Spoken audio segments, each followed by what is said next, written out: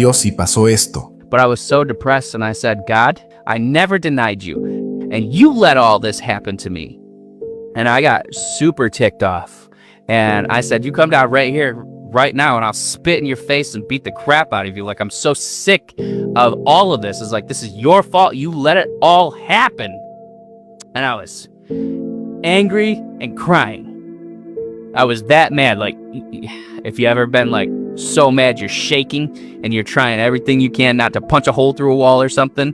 And so my TV comes on and it comes on to TBN, which the signal is so bad that it's black and white and fuzzy, but I can see the picture and I can hear it. And Joseph Prince is on, and he's talking about backslidden Christians. Maybe you said, or he said, maybe you said a prayer at a bus stop when you were 16, but you've gotten into drugs and alcohol. And he just listed all this stuff, and he's like, it's not God's fault.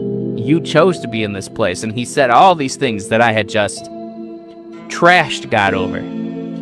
And he led the sinner's prayer and said, if you want to be Christian again, if you want to come back to him, it's not too late.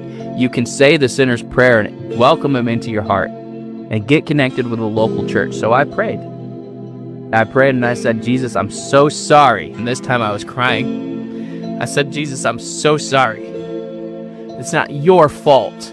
I did this.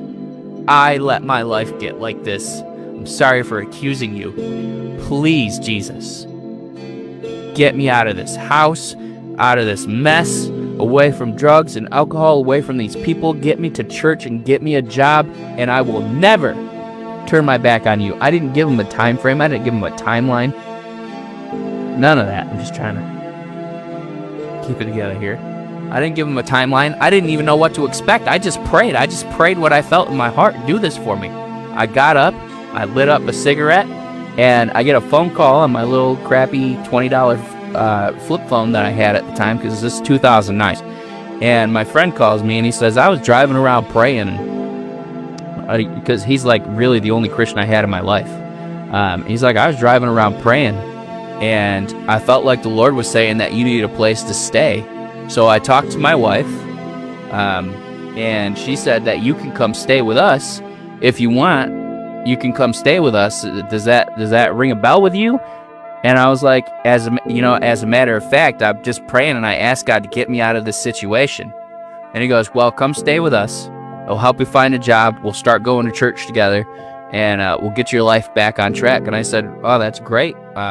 When can we meet up? And he said, I'm in your driveway right now. God told him 20 minutes before, when I was berating God and yelling at him.